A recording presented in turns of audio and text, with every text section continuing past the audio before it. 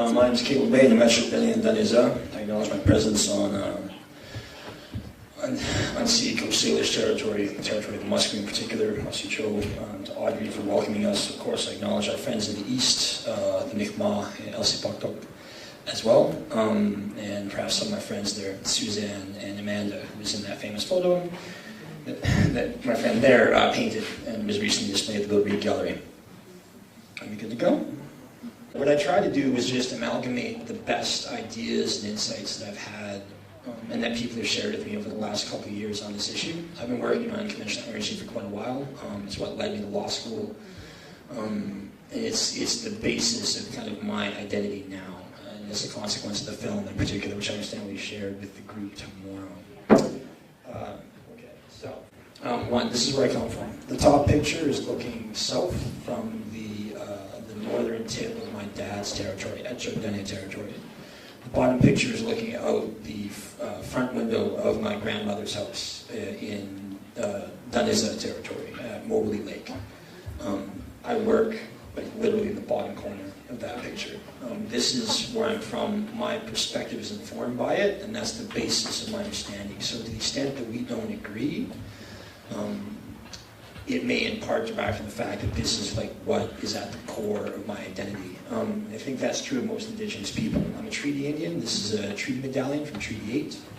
And I use this picture in almost all my presentations, both as an acknowledgement of the fact that I do come from treaty territory, and as a consequence I'm compelled to live in peace and friendship with the colonizer.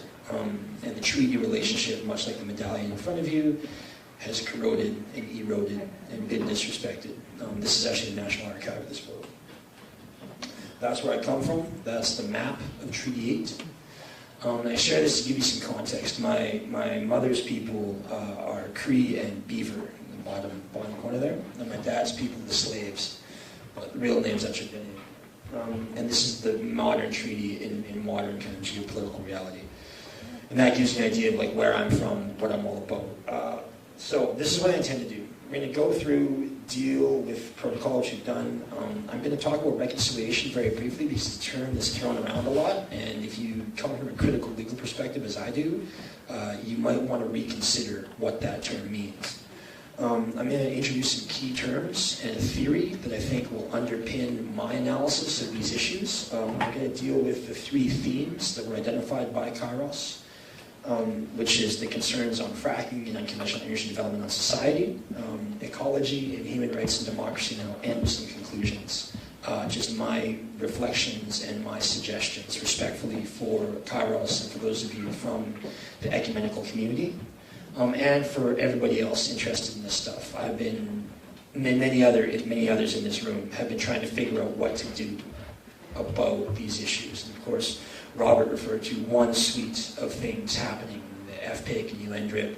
I'm going to take a much broader scope, and it's actually quite helpful to have that introduction because the work that I'm trying to develop and perform, and I think that Kairos has a role in developing and supporting, requires in part some of that. So in essence, okay, there's four terms there, the one with all the big words, that's critical. My belief is that, you can appeal to law, you can appeal to faith, you can appeal to morals, but I find appeals to science and economy are also persuasive and relevant to any kind of short, medium, and long-term engagement strategy. Because I've tried to figure this out, like I know we have the moral high ground as Indigenous people, and I'm reasonably sure as people of faith, you're familiar with that concept. And yet we find ourselves in a time where projects are literally rammed down the throats of Indigenous people and others. So these are four key terms I'd like you to remember, if you can. And the theory is essentially that the global ecosystem decline as we know it, locally, regionally, nationally, internationally, is in many ways a reflection of or caused by the ill health of the legal ecosystem within which it exists. Law is, in many ways, not only a mechanism to control humans, an anthropocentric construction, but also a natural construction. Most Indigenous people understand that and thus built in natural ecological mechanisms that were tied to their laws so that they wouldn't overexploit. What we see now is the inversion of that. And so my thinking is that the role of Kairos in society in the short, medium, and long term is to empower the laws of the people of the land. and engage in what is, I believe, a cohesive strategic plan. So I think legal advocacy is critical. I will continue to do it, but that's within a colonial legal construct, right? I appeal to a typically white judge. I was in front of 170 judges 2 weeks ago. And of them, I think there's 5 who are indigenous. But I'll continue to do that work because it's relevant. You get an injunction, despite what happened up in Burnaby Mountain, and you may slow things down. I think that academic analysis, direct action, and the resurgence of indigenous laws is critical, but civil society organizing is a fundamental component to all of those endeavors. And thus, those of you in Kairos, both here in the West and those watching in the East, have a role to play in that. I'm going to try and parse out both the concerns and then some ideas about what that role might be as we proceed. So, reconciliation. It's often used throughout the discourse as some kind of beautiful thing, but understand the Truth and Reconciliation Commission was a piece of litigation settlement, okay? The government didn't do that because they wanted to. They were settling a court case. They were going to get bankrupted because they facilitated the rape of a generation or 4, okay? So don't think that the TRC is some like wonderful, beautiful endeavor of the goodness of the hearts of the government, because that's not the case at all. It is straight up litigation settlement. I love Murray Sinclair. I love Murray. I testified. I know many people in this community have participated in that process, and your intentions are good, but understand what it is. And one cynical perspective is that it's just a chunk of litigation settlement. It has great potential, but it was developed in that context. So too with the reconciliation term.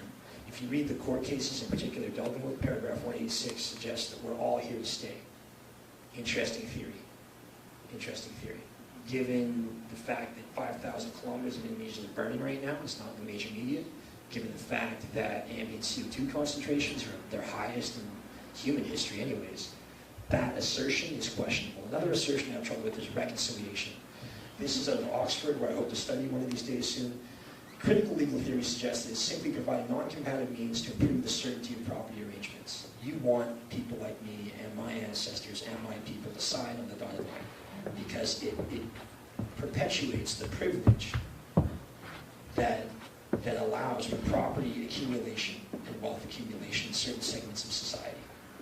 Segment of society, for those of you who are non-indigenous, white, wealthy, male, to continue. And so when I hear this term offered often, I have an issue with it because in the law, reconciliation, lovely though it may be, is really at the core a mechanism to legitimate the theft of indigenous land and figure out some way to perpetuate the existing status quo without blowing up property relationships too much. So just, critical theory, you guys. I'm not trying to be disrespectful to your work, but this is another different understanding of what we're dealing with. Because I often hear it, put forward as like the basis of all these kinds of ideas, and yet if you do any deep analysis on it, is this even working? Is this, you guys hear me? Yeah. I just have to yell more. All right, okay. So that's my vision of reconciliation. The reason I adopt this vision is because I work in the front lines. I deal with the government and the industry on a daily basis. And people will put this in a letter, in some letterhead, and I will get 100 different copies for 100 different projects that all look exactly the same, have the same 4 paragraphs. And it starts with, the purpose of Aboriginal laws of reconciliation, Indigenous people and non-Indigenous people in Canada. Great, wonderful concept. What's the practical reality? This is a map of Indigenous state relations in Canada from contact forward. Okay, so from the contact in the 1860s, you had nation-nation treaties. Military strength are roughly equal. The suppression era, 1860s and 1950s, you have essentially extermination assimilation. Essentially, the residential schools typify that, but there's many other mechanisms that work there. And then the anger and recognition era from the 1950s and 1980s. It's wonderful to have Mr. Trudeau elected. However, his father dropped the white paper. So, respectfully, I am somewhat concerned because my father fought his father in 1987 during the First Ministers' Conference. I was 5 years old in Ottawa when that went down. That was Mulroney. He would have been 82, 81, the first one. So, anyways, 50s to 80s, we have the white paper, the red paper, the initiation of court victories. Section 35 of the Constitution comes on with repatriation. Then we go to the reconciliation era. Reconciliation being critically analyzed from my perspective. And we get things like the duty to consult, negotiation, co-management, water treaties, of which there's a few in Vancouver and around. However, you will note that the process facilitates continued erosion of land and water resources and the deployment of new extractive technologies. So while we might pat ourselves on the back and say, like, we're not, scalping, we're not, paying people for literal genocide, if you live on the land and if you track anything in terms of cumulative impact, you see that despite this legal evolution, it hasn't kept pace with the on-the-ground reality. And again, like, that's a critical perspective I think that we have to keep in mind when we think about how we're going to engage with this, the implications in particular for civil society groups and indigenous groups. Societal concerns. So I view that with a broad lens. It's interesting to talk about fracking. It was alluded to earlier in the comments. I was thinking about how to prepare for this. Fracture itself is mined. The fracture in communities itself is perpetuated. It's actually a resource that industry and government like because it facilitates extraction.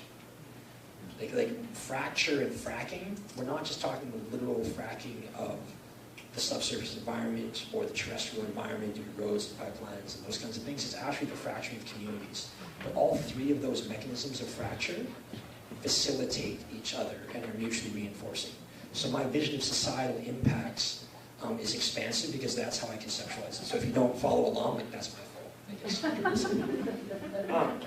One of the axioms, I offered this to all these judges a couple weeks ago, and it's something that I think we have to keep in mind because, again, you can look at that historical evolution of legal relationships, and yet if you go to the land is still getting destroyed. So we can celebrate our legal victories despite the Sparrow analysis, which is problematic in the Chilcotin decision, because it's the mechanism that allows for the infringement of rights to the point of a nullity. Right? So you can't extinguish rights anymore, but you can infringe them to the point they don't exist. For example, the tattoo on the top of my arm is a caribou track, and every caribou I kill, I put a cut in. But there's no caribou left in my territory. So I have an aboriginal right to the caribou, but there's none left. They didn't extinguish my rights. They extinguished the substrate upon which those rights depend. Okay? So that's why what you do to the land, you do to the people, you do to the society. Some of you might remember this. And of course, to acknowledge a certain gentleman standing here, a very famous woman, that almost got me disbarred because I wanted to stand with the women. This is for our friends to the east. This is an amalgamation of information that was leaked to Greenpeace, Elam and Associates. If you just read the bottom line, this is TransCanada's logo. That grassroots advocacy vision document was released to Greenpeace, and what it was a strategy to counter the Stop Line 9 movement between TransCanada Pipelines and this advertising agency, which was creating fake grassroots organizations to counter real grassroots organizations. And you can look at just the corporate characterization of the new realities. Because these are relevant to Kairos. These are relevant to you as civil society and those of us who work in this field to think about. This is what even industry recognizes. We're not well-funded, I'll tell you that. We are permanent because we're indigenous, we're not going anywhere. We're moderately persuasive, and we're occasionally nimble. Pipeline projects, proxies for the broader off-oil debate. That's interesting because pipelines are a chunk of a larger suite of extractive technologies. So they are a part of an off-oil debate because it's all about everything. And then record low levels of public trust in government. Regulatory approval is no longer sufficient. That's relevant for a number of reasons because what you're going to get is a situation where approvals don't matter that much anymore. It's about the discourse. And the thing is that for those of you with a faith-based persuasion, you understand this, I assume, because you have the great narratives that underpin Western society. Right? You have the stories. And those stories don't rely upon like the hand of man. The hand of God, the blood of the Lamb will wash you clean. These are things that recognize something bigger than just someone with authority saying do this or do that. And I think that's beautiful. I think there's something subtle there that's relevant for the future. So my friend Amanda, to acknowledge Aussie, who took this picture for APTN. This is the new reality. I just came from Lulu Island. I was chilling with Maddie Lee, that resistance camp. me and Frida were in front of the offices of the Wet'suwet'en 2 days ago, discussing a number of things. This is the on-the-ground reality, and a lot of people remember this image as a real watershed moment, but it's not. It's just because it was captured, much like that young boy who died and drowned off the coast of Greece. This isn't unique. It's just that this image getting captured and conveyed efficiently was unique. And I think that's something to think about, because the concerns on fracking, and this is a straight fracking issue. For the people in LC talk like this, they understand this quite well, but this is a straight up frontline fracking issue facilitated by law and injunction applications. A corporation, a non-human entity, having more rights over a given space than the Mi'kmaq in Mi'kmaqi, their territory, which is interesting to me. And the law around that is very interesting to me, but the concerns for Kairos should be that this is even happening in the first place, in my view. This is, again, to return to that map, there's something interesting about my territory, and that sits on top of this. This is the third largest hydrocarbon deposit on the planet. So we can talk about fracking, but fracking now works for oil, gas, tight gas, shale gas, those two types. There's theories about using it for other types of extraction as well. So if we're going to talk about fracking, we have to talk about the fact that, like, my treaty territory sits on top of the third largest hydrocarbon deposit on the planet, which, again, remember that quote, off-oil debate? These are off-oil issues because oil underpins a whole bunch of mechanisms and concerns. So I want people to understand that when we talk about these issues, and when I talk about treaty, for example, I'm also talking about a massive, massive resource. And there's a lot of incentives to develop this. You know, the estimates from extractive industry recently, I think 650 billion was the term being thrown around by those who are pro-industry. And of course, indigenous people being offered with their veto are a threat to that. This is what's being threatened in large part. This is worth trillions, easily. And I was thinking about Kairos and the environmental justice component, and this is a map of my territory. My mother's community is West Morley Lake Indian Reserve, right there, and my dad's community is Fort Nelson Indian Reserve. This was developed in 2007. It's a map of operating wells within 15 kilometers of communities. Operating, not drilled. Functioning. So if you're unlucky enough to come from Doig, from the top right corner, you'll see that they have between 401 and 450 active wells within 15 kilometers of their community. Now, this shouldn't be news for you guys. It shouldn't be. This was 2007. This was a public health report developed by Northern Health under the purview of the government. And yet, I will bet that this is news to some of you. Why? You live in the South. You live in a fairly privileged environment. You're well educated, I would presume. But the North doesn't matter that much. And when you think about injustice and environmental injustice associated with fracking, I'd like you to remember this map, or even one kind of slightly scarier, because this is the map of operating wells within 5 kilometers. And for those of you who remember what got Chief Sean Attlee resigned, was the education debate. Most of these communities are trying to get their own schools. And remember I said silent pandemic and epigenetic transgenerational inheritance of disease? Those are relevant to schools. Very relevant. I'll explain why in a minute. But I'd like you to think about this because in their urban environment in Vancouver and Victoria and Ottawa, New York, Washington, D.C., you're not going to see a reality like this. It's unlikely. I mean, this is changing in Pennsylvania. This is changing in the Bakken Shale in the Dakotas. And there's interesting research, which I'll share with you, illustrating the dangers of this reality. But this was 2007. And for those in LC Pogdog who face these developments, don't let it get to this. I'll explain why. I should explain why after this. This is the other thing about the fracking question. This is a map that me and Damien Gillis developed a while back to really illustrate the problem with our siloized, issue-based analysis. You know, people talk fracking, they talk oil, they talk Enbridge, they talk, certain types of justice or injustice. And the issue is that all of this stuff is intrinsically connected. And one example is Site C. The court case was mentioned. Very interesting case. I'm on that one. It's terrifying, the kind of precedents we're getting out of that, but it will be appealed. What that appeal looks like is another question, because the status of the law right now is terrifying. But you have Site C, you have the coal fields, And you have the Horn River and the Montney Play. Now, the Montney Play in particular is interesting because that's liquid-rich gas. So that's gas, but the real money they make is actually off the liquids, condensates, which are what are used to then, imagine like 94% octane gasoline. That's condi. You can run a car off it. It'd probably destroy the engine, but it would run for a bit. It's a really volatile liquids compound. It's what creates diluent, which is what creates dilbit. And dilbit is what goes in the pipelines. You need to get this into the tar sands because it's thick, it's viscous. You need to thin it out. So imagine mixing tar with like 94 octane gasoline. That's dilbit essentially. Montney is where a lot of that comes from. So most of the pipelines in my mom's territory go across to Alberta, create the dilbit, and then either goes east, south, or potentially west. We'll see how that fight goes. But understand that, right? This is all deeply interrelated. So the Horn River is fairly dry gas right now, so it's not really developing because the price of gas is in the tank. It's like $7 per million British units, so it's not valuable. But you can get the gas, put it to market at a loss, but then make your money off the condensate. So again, there's technical aspects of the discourse on fracking I think you should be aware of because it changes your strategy for engagement. These are coal bed methanes stopped up in the northeast. These are various power lines. There's a bunch more, which I'm fighting deeply. There's a bunch, so people don't know this, but the Site C project has a bunch of really big related infrastructure that's been siloized and hived off of the main environmental assessment process. So what I'm doing now, what I should be doing right now when I have to talk to you guys, is figuring out how to deal with these ancillary projects that are just small enough to not trigger a full-on EA.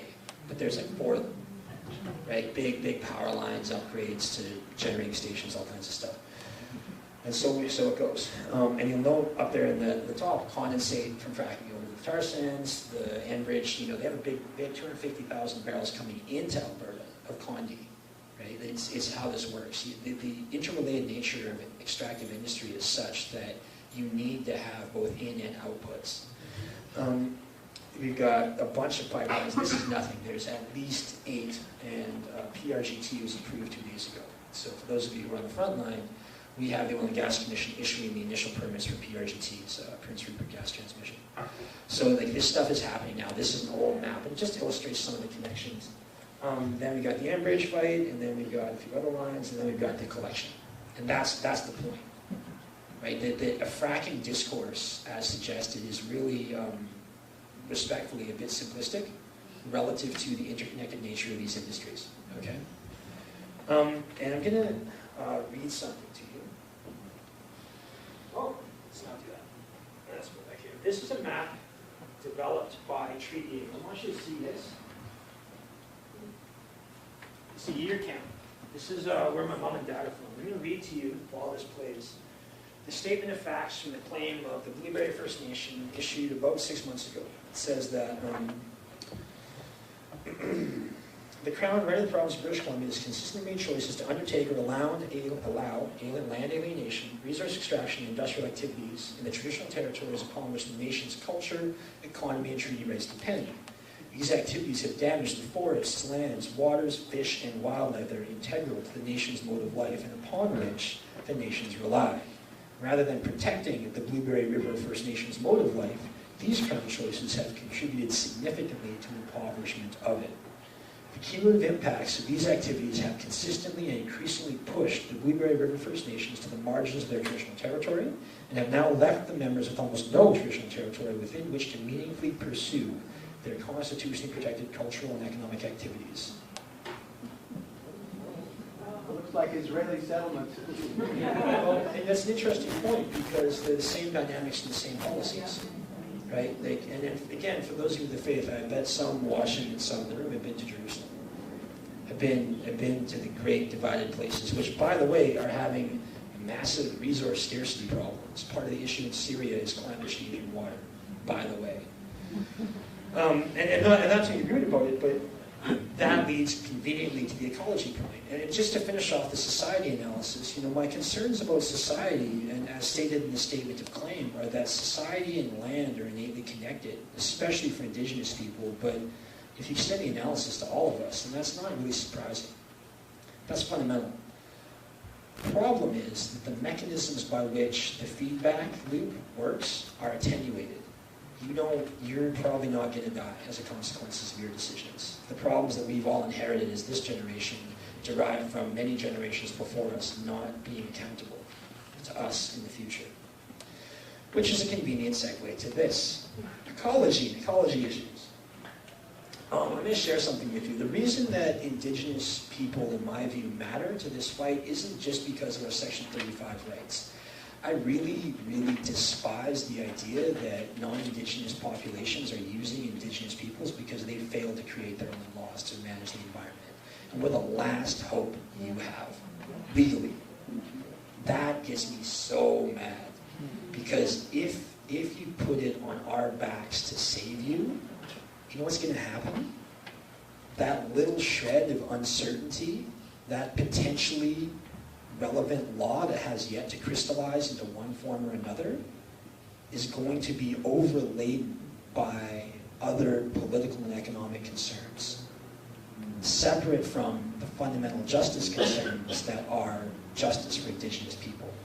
Because now, the ENGO movement, whom I love and I'm a part of, has really saddled Indigenous people and Indigenous law with the responsibility of fixing something that the non-Indigenous population didn't fix. Isn't that convenient? Isn't that interesting? And the thing is, from a lawyer's perspective, if you make this about us stopping everything for you, we're going to lose. You're going to destroy the potential that these legal principles and ideas have, because policy and economy is giving it out, which is why I love science.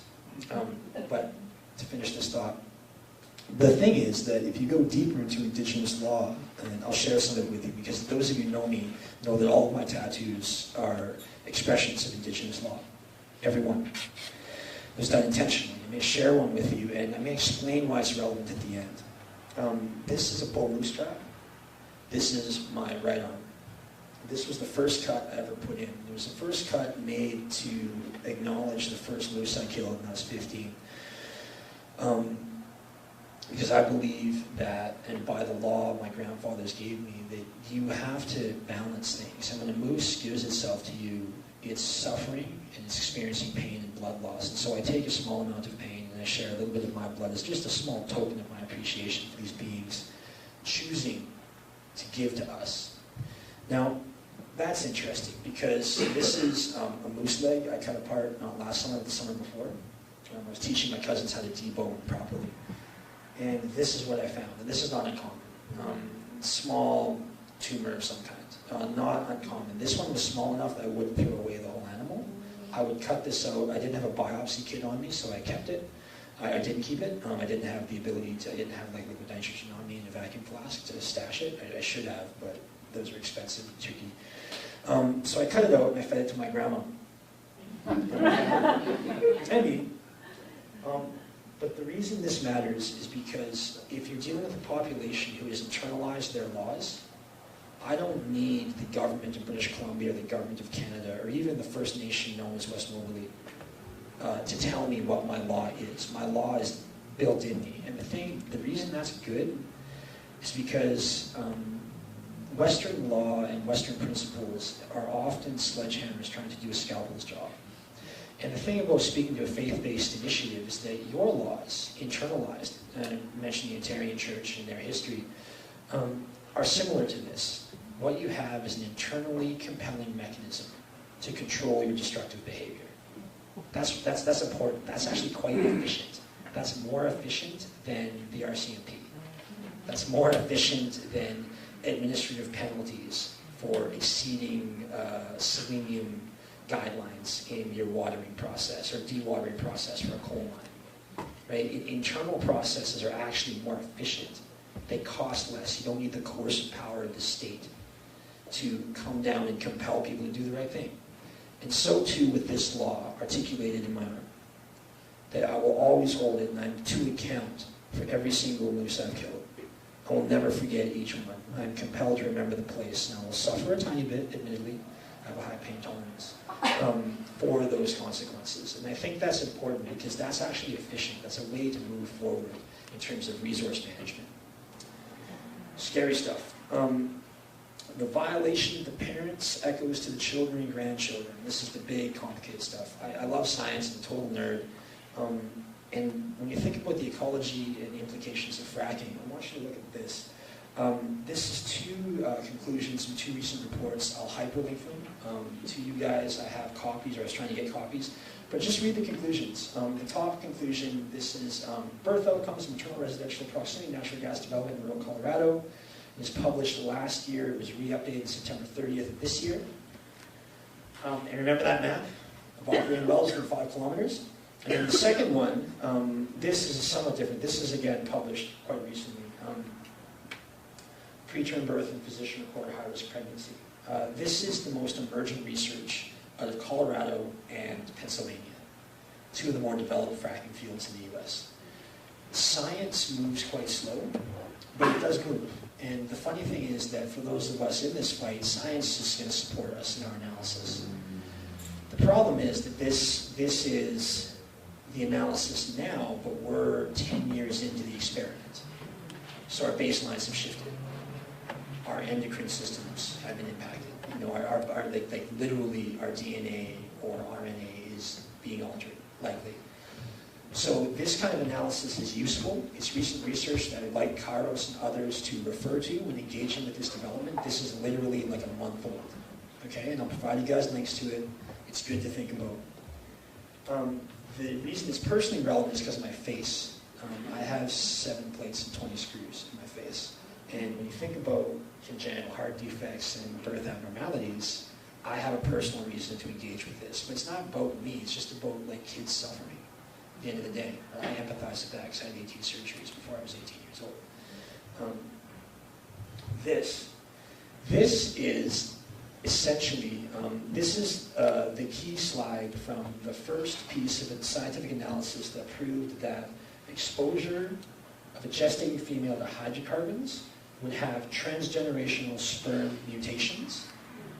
So even if the mother's child was never exposed to hydrocarbons, the child's child would still be impacted, and there would be alterations to not the genome, but the mechanisms by which the genes express, which is just as bad. In some ways, kind of worse. I'll provide you guys links to this research, but the point is simple. Environmental contamination plus child abuse, and child abuse has the same effect. Creates intergenerational slow onset poisoning. And the preponderance of indigenous people in the justice system, the fact that our people are over-incarcerated, the fact that I come from a very violent place, in part derives from this. It just took science 40 years to catch up to that understanding. I mentioned the abuse point. This is some research from 2009 that proved out that if you abuse a parent, it will change how the grandchild will respond through the HPA system, which is the hypothalamic pituitary adrenal system. It will change the neurobiology of that child. Now look at the HPA axis. Look what's included: mood and anxiety, bipolar, insomnia, PTSD, personality disorder, ADHD, depressive disorder, fibromyalgia.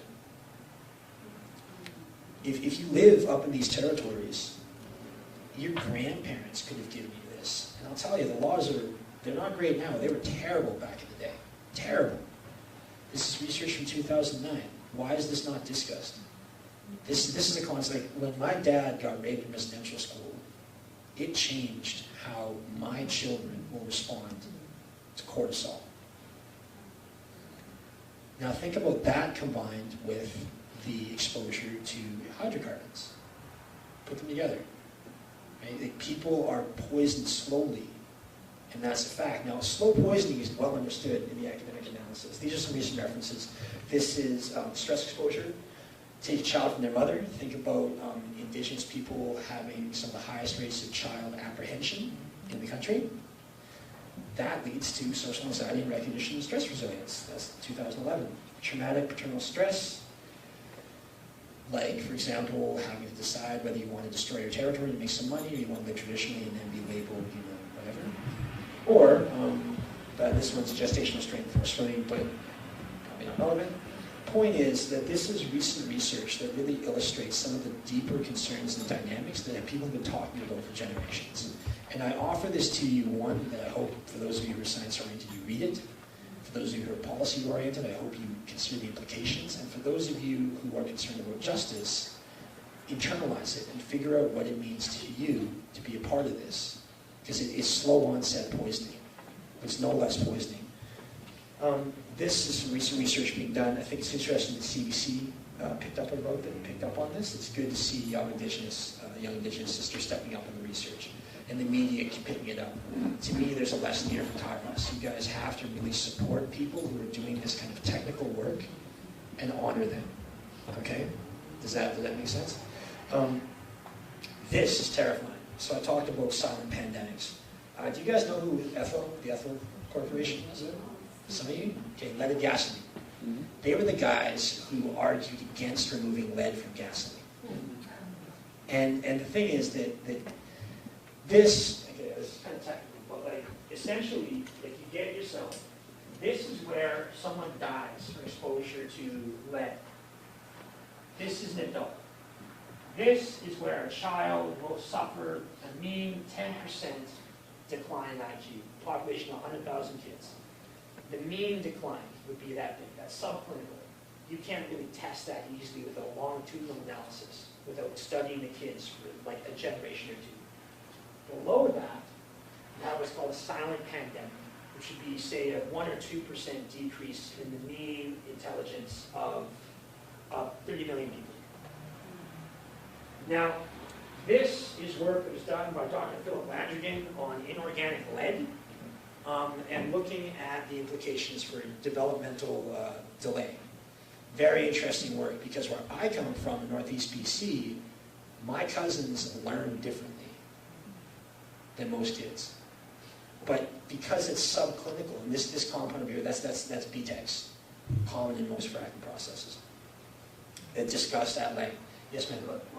When you say they learn differently, can you expound it? Between the FAS and the abuse and the poverty, even if I could control for that, which I don't think you could in any kind of statistical analysis, they don't learn quickly anymore. On the coast tradition, you realize why like herring and salmon are hella important to cultural survival. It's not just because they're tropes and components, it's because they provide, in particular, you don't learn, you're reminded. So when I learned to skin a moose, my grandpa just skinned a moose in front of me. He's like, okay, you're ready, go. Now you skin a moose. On the coast tradition, you realize why like herring and salmon are hella important to cultural survival. It's not just because they're tropes and components, it's because they provide a bunch of fatty vitamins, fatty oils, which are critical for brain function. And if you have to remember a 9,000-year history through a 6-day ceremony and repeat it orally, faithfully for hundreds of generations, you need a lot of fish oil. Do you understand? Like that's the basis of it. It's both the literal building blocks and also the cultural building blocks of sustained, unique cultures and society. Where you see a high, the reason is this is the number of people affected, this axis. This is your time. Like, the number of these directly interrelated with land. This disrupts it. But at the top end of that dose, where you see a high, the reason is this is the number of people affected, this axis. This is your time. Like, the number of people affected by inorganic lead and gasoline is huge. It's the whole country, all of Turtle Island. So a huge number of people affected, but the guys who fell into a vat of it and died, yeah, they suffered toxicity problems. That was acute toxicity. The kids who live near the interstates, which are often placed near communities of color, what about them? You did 40 years of analysis. Oh, wow, there was a mean decline in IQ. But we're not doing the kinds of analysis in my territory that we're trying to figure that out yet. Interestingly, there is technology to deal with that, though, which I'll end with. Anyways, here we go. This is Weir v. EAB. That's the 2003 Supreme Court decision. Precautionary principle. Very interesting. This is a toxicity precautionary principle. Arguably, the precautionary principle is relevant. I think most of you know what it is. Here's why it matters. This is from work up in 2010, looking at the trajectory of toxic chemical regulation globally. usually it takes 5 to 10 years for a substance to be known as a problem, from the market to a problem being recognized due to delay tests and various things, 10 to 20 years, and the problem regulation 20 to 30 years, and then from regulation to effect on the population 5 to 10, at least one generation of kids born without exposure to inorganic lead in the air to see a transition. So when you think about fracking and the prevalence of all kinds of interesting compounds, think about this trajectory. Think about that upgrading facility in the tar sands and what it means. This is how long it takes to regulate. This is why the precautionary principle matters. This is why my people fight so hard. This is why you need to fight with us. It's in your interest. It's also ethical. But, but it genuinely is. And it's because of the trajectory by which we understand problems in physiology. It's just how long it takes for us to figure out that we were actually like pooping where we eat, essentially. I think that's interesting. Again, I'll provide you guys all the links to this research so you can truth it yourselves. This is a health research survey, a big public health analysis done by Intrinsic Environmental Services, a company I used to fight with. They're based in Calgary. Their specialty is human health risk assessments on behalf of the oil and gas industry. This is the title slide, or the cover of the detailed human health risk assessment of oil and gas activities in northeastern BC. Problem with this study, they didn't do any direct data collection. They just did desktop analysis. They didn't actually go out and test anything. But, you get solutions like this from our good people at News 1130. We say that a strong LNG industry would pose a low risk to human health. Well, interesting. There are harmful chemicals. They might not be high enough to cause harm, but if you consider that relative to the trajectory of chemicals showing an effect, and the fact that even the effects that you see might have some clinical counterparts that are too difficult to detect, maybe this is a bit presumptuous, especially because they didn't collect any data. So, you see things like this, which is the fight. Right? This is from Alaska Highway News. Like, this poor bastard, senior scientist from Intrinsic, he stands by the conclusions of the most recent report. And this is a direct quote. Now, look at that relative to the conclusions of the 2 other studies that did collect direct data, primary data collection, in other jurisdictions. Very interesting. Utterly inconsistent results with media implications and interpretations reflecting a position favorable to industry. This is the state of the discourse. I'm not trying to make you scared or anything. It's terrible up there, but whatever. This is just how the discourse works right now. So I'm asking you, by showing you this, that you counter it. Okay? And I'm giving you the science to do so. Just so we're clear. Regulatory capture. So this isn't just about, we mentioned human rights, and this isn't just about what it does to kids, it's not just about our laws, it's not just about, cumulatively destroying something that's fragile and beautiful and innately tied to our perspectives. It's also about democracy. And I'm not sure if you guys know what regulatory capture is, but I encourage you to consider it, because fracking in Canada exists in a very strange legal space. A very strange regulatory space. This is the Council of Canadian Academies, their recent work in 2014. I mean, they say it straight up. It's evolving and remains untested. Well, that's terrifying because BTEX is some pretty dangerous shit. Anyways, regulatory capture is a form of political corruption that occurs in a regulatory agency, blah, blah, blah, blah. Okay? I asked you to remember 4 terms. Remember this one. Include it in your analysis.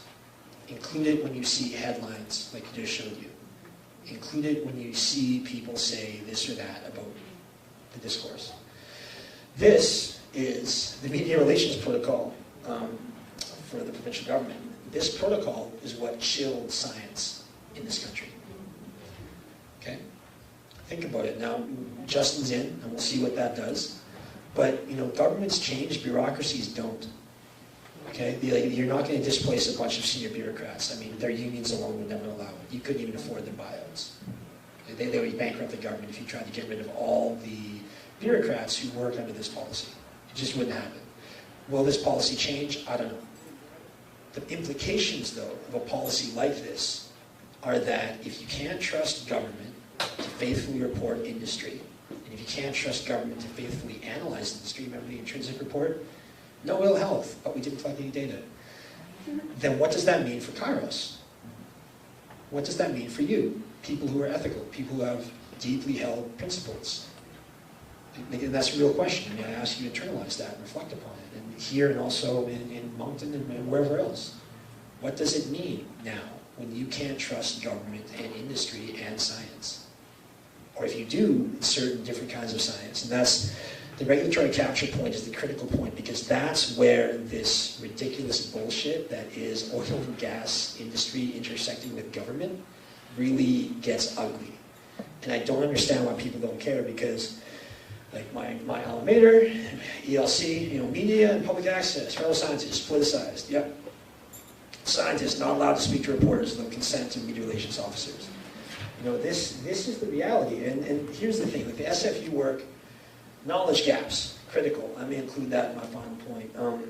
And then the CAP. And I'm not sure you guys know who CAP is. CAP, the Canadian Association of Petroleum Producers, is the largest lobby organization in the country. Their members make over $100 billion annually. Okay? And that has implications, right? Look at the two characterizations. You don't have to believe me. You don't have to trust me. I faithfully cite my work. I can point you to all the analysis. But think about it. What does it mean for Kairos? What does it mean for people of the flock when you have this kind of reality, right? And it's vexing Indigenous people. This is Andrew Nikiforuk, whom I love, although he takes a beating for his work. He recognized that the Oil and Gas Commission is funded by industry. This is for British Columbia. For those in Moncton, they have a different setup, but this is what we have here. This is the Intern Consultation Procedure Treaty of First Nations. Now, Andrew said, okay, we've got a hypothetically captured regulator because they derive their money in a cost recovery scheme from industry, which means they're paid for by industry. This is how the government legitimates oil and gas development. This process, this procedure, the Intern Consultation Procedure diagram, there's no vetoes in here at all. And I know because I have the record for holding up a project. I took a single well pad 187 days through the process, and the usual time is 22, 21. This is how government deals with us. And if you were the city of Burnaby, this is how the government would deal with you. And a bunch of people and the mayor got really, really mad, initiated some litigation. My old law firm was the ones who represented them. But this is procedure, this is process, and juxtapose this process with your principles of justice, with the process of dialogue and discourse. That's critical. I'm probably around time, so I'll go fairly quickly from here on out. This is the information bullet from August 10, 2011, that the head of the BC Oil and Gas Commission was leaving. This was the headline quite shortly thereafter. So Alex Ferguson was the guy who actually took me to New Zealand. That's how I earned my Punamo and finished off my law degree. He was the commissioner of the Oil and Gas Commission. Quit the OGC, 3 days later went to work for Apache Corps Canada. And a bunch of us in the Northeast were like, unacceptable, get out. So he went to New Zealand, where Apache Corps has some exploration licenses, and told all the Maori that things were great up north, Northeast BC was solid, and there was lots of economic development, and there was no ill health effects. So I followed him. And I did what I'm doing right now. Not to celebrate me, because I'm not that special. What I'm saying is you have to pay attention. And that if you see something of concern, like the head bureaucrat who signs off on the water licenses that last 25 years, and water being the critical ingredient in fracking, you need to pay attention and engage. So I followed this guy all across New Zealand and just presented when I presented you a different vision. I know what it's like. I lived there. He lived there for a bit. Most amazing thing.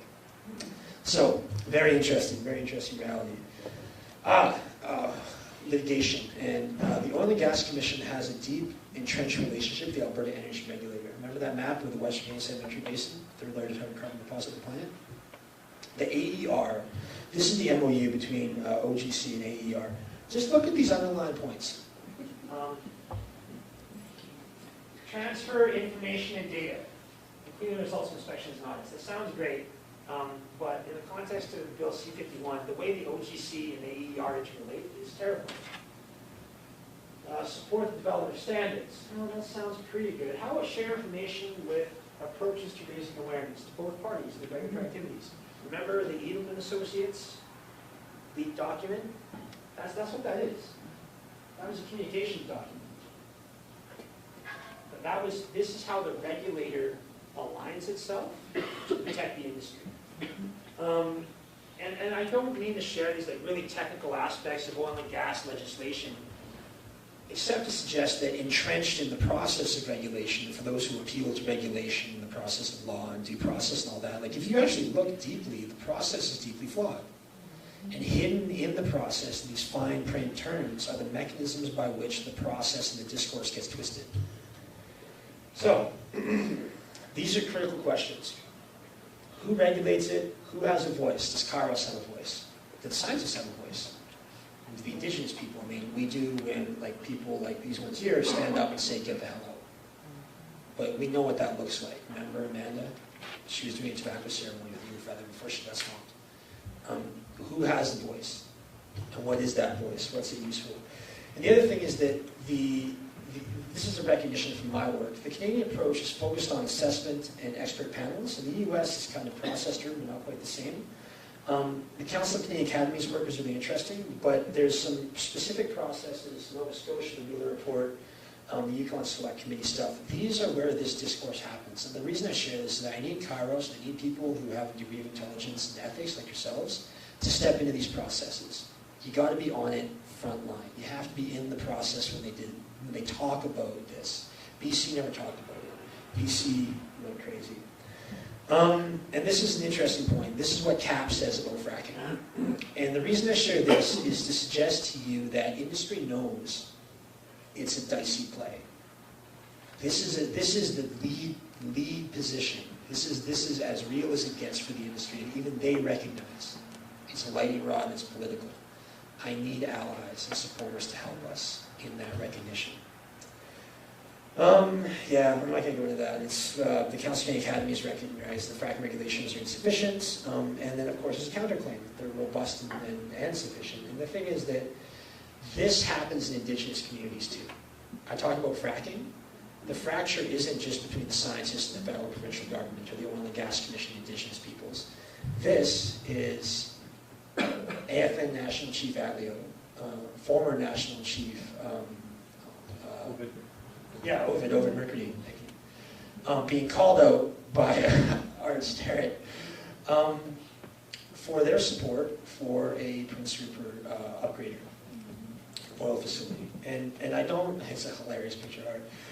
I don't share this to celebrate a division in our communities. I share this to help you understand that the division that perhaps you guys have with your neighbors, that you have within your faith-based communities, also exists in ours. So don't ever presume that we're homogenous, right? Because for those of us like myself who oppose, and I think for quite good scientific and ethical reasons, but for those of us who oppose, there are others who are pro. And so Kairos has to decide where it stands. And I know that you have people here in this room who are outside of the Indian Act ban system. And there are implications for that both legally and ethically.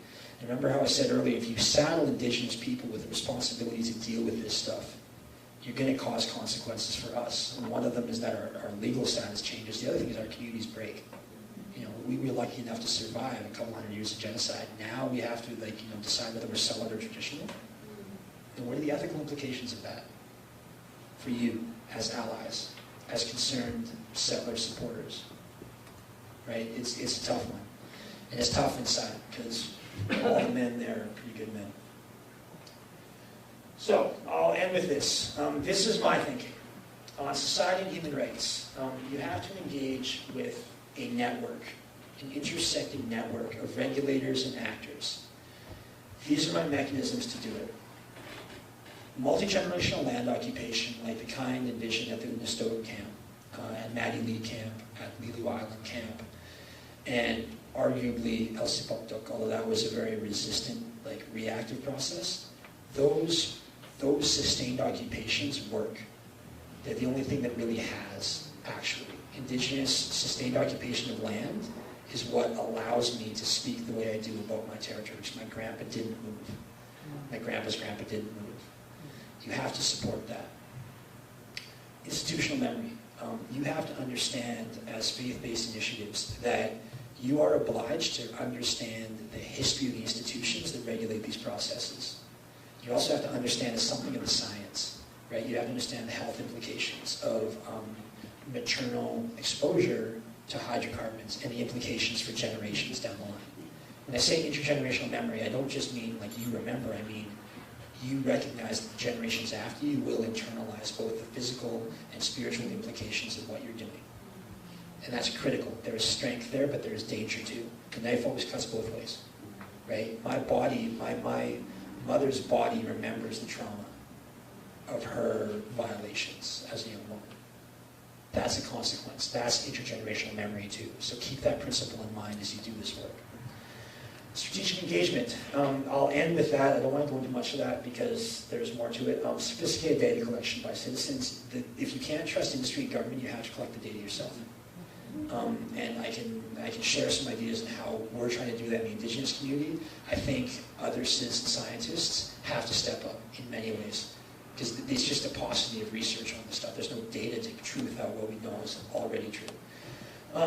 And the rapid application of emerging science with new jurisdictional actors. So one of the things that I'd like to do is work with the Chilcotin to develop active, adaptive ecosystems-based management structures combined with emergent analytic technology. I want Google Analytics, and they're doing this in some communities in the far north already, to help me analyze land change and develop thresholds for changing how we regulate. So when the water in like all the streams shows us that we're going to get a very dry year, we change the drawdown limits for that water use, for example.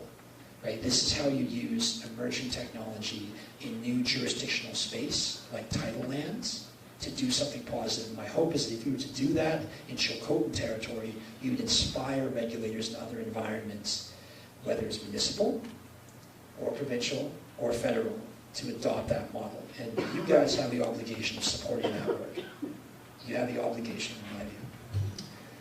Now, on the ecology side of things, recognize a few things. So you're working in a low credibility environment for everybody. Like nobody trusts anybody. Government doesn't trust anybody. Industry doesn't trust anybody. They recognize they have no legitimacy. So credibility is hard won, easily lost. So Kairos has to maintain its credibility.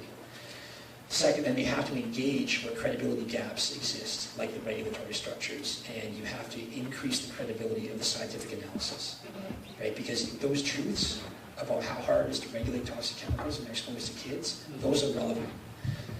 Adversarial relationships, you have to attenuate those. You have to engage where there's adversarial relationships and be peacemakers. And you're faith-based. I mean, you come from a line of peacemakers, okay? Increasing politicization and militarization of energy infrastructure. You have to recognize that not only is it deeply politicized, but the concomitant into money issues, it's militarized. And BLC 51, which you mentioned, and others, the critical energy infrastructure planning being done by the federal government, the previous government, creates a situation where the RCMP is having their coffee served to them by Enbridge. And when they meet with CSIS. Literally, that happened, like years ago. Okay, so when you think about the work, understand that it's both politicized, but it's also militarized. What are the implications for that when my friends and I are out front and you're in Vancouver watching? High litigation potential. I talked about the danger of saddling all of your litigation hopes on us. I think that's dangerous. I think there are implications of that, but you have to understand that any work you do is likely to attract legal analysis, and litigation leads to precedent. Bad precedents are dangerous. Contested science and altered baselines are real, and subclinical epidemic of children and neurotoxins in particular is a real thing. So you probably have an impulse to go get a bunch of really good baseline data. On the regulatory capture point specifically, the reason intergenerational land occupation matters is because we remember. My grandpa and grandma remember when there was no oil and gas commission. They remember the institutions of governments that facilitated land expropriation. There's this thing called shifting baseline syndrome. Do you guys know what that is, shifting baseline syndrome? A child born in Calcutta today will have one vision of the world.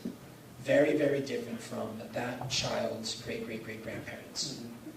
If you ask their great-great-great-grandparents and the child born today how polluted Calcutta is, you'll probably get the same answer. It's pretty dirty, it's not too bad. But if objectively, in a 100-year analysis, Calcutta is insane. The reason that happens is because we remember our lives. We don't remember the lives before us very well. We don't really internalize the environment. So the thing about indigenous populations who can remember their longhouse feasts and stories that go back 9,000 years, that they don't suffer from shifting baseline syndrome as much because they have a temporal regulator in their knowledge system and in their law that stops a generation from forgetting what happened to the generation before. And I think that exists in churches too, although I know the declining participation of youth is a problem for churches. Something to think about. Intergenerational resistance, not just occupation, that allows you to figure out how the actors move against you in time. Expanded legal potential, like Chilcotin, gives you space, but that vacuum has to be filled with very proactive, productive endeavors. Like I said, active ecosystem-based management systems combined with emerging technology. So you can put like thermocams on drones and have them fly around your territory and figure out like how many moose you have in the wintertime. Very efficient, very, very useful. That's a better way to decide how many licenses to kill moose you're going to give out in a given year, unlike the province of BC, which does desktop analysis. They gave 60,000 this year. The moose have declined by our analysis 50% in the last 10. And then decolonization practice. I referenced Lee Lu, Muskoka, and Matty Lee. So the three most developed resistance camps in the province, some of the most developed in the country. In my view, these are centers of potential. But that potential is both good and bad because of the militarization and politicization of this work and the legal implications of their presence. Now, so next steps. I decided to do you guys a favor. This is what I think you should do. A favor or not, we'll see. In case you know all kinds of shit. One, amalgamate existing research on fracking. The Council of Academies is pretty good, a bit limited. Amalgamate it as a faith-based initiative. Remember it. Share it. You guys don't have to take pictures, we'll give it to you, but do what you will. Tweet it if you want. Word up. Identifying existing data and regulatory gaps. And the thing is, a data gap actually almost always leads to a regulatory gap. If you don't know that like methyl mercury is very bioavailable and it's going to mess with your brain, you don't regulate it very well. Okay, so track data gaps. Look at the data gaps in the Council of Canadian Academies analysis. And they're like, wow, we don't know too much about aquifers. There's not technology on the planet that can clean up a contaminated aquifer. That data gap leads to a regulatory gap.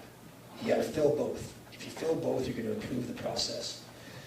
3, support Indigenous land occupation for a number of reasons. 4, carefully support legal advocacy. I love Raven Trust. A lot of you guys know who they are. The problem with Raven Trust is that if they're crowdfunding legal campaigns, they're crowdfunding Indigenous campaigns. The problem is if they crowdfund a dangerous set of facts, as any litigation lawyer will tell you, bad facts lead to bad law. And the reason I know that is because my family destroyed Aboriginal law in 2011. Didn't destroy it, we messed it up. In 2006, my family built a camp on a road. But it wasn't a blockade because the guy had no license to use the road. But he claimed it. We got sued because he went bankrupt. We took a case to the Supreme Court about whether or not the Fort Nelson First Nation or the Behn family had the right to hold up their Aboriginal rights and title under the treaty as a shield to defend their lawful occupation of land against a contractor who wanted to use it to take logs. It turns out, and this wasn't decided by the court, but it's a very scary question, it might be that Fort Nelson First Nation, if they didn't authorize my family didn't have any rights because the Aboriginal rights are individually exercised but collectively held. Then the question is, which collective? Is it the Unistoten or is it the Wet'suwet'en First Nation? The Fort Nelson First Nation didn't exist until 1977. I can trace my bloodline back pre-contact. But here's the problem. If you find that the Behn family has the rights, why have there been 40-something years of consultation with the Fort Nelson First Nation? Imagine what would happen if it was found that First Nations, Indian bands under the Indian Act, only have jurisdiction over the territory of the Indian Reserve. Every single consultation process in this country worth billions. Like literally, like the lawyer, like it's worth billions. Like imagine all the bureaucrats, lawyers, consultants, environmental technicians. Like imagine everybody working on consultation with Indian bands suddenly wasn't the right person to talk to. The real person you were supposed to talk to was a clan leader or a house leader or a family, depending on how their indigenous legal structure worked. Imagine how crazy things would get.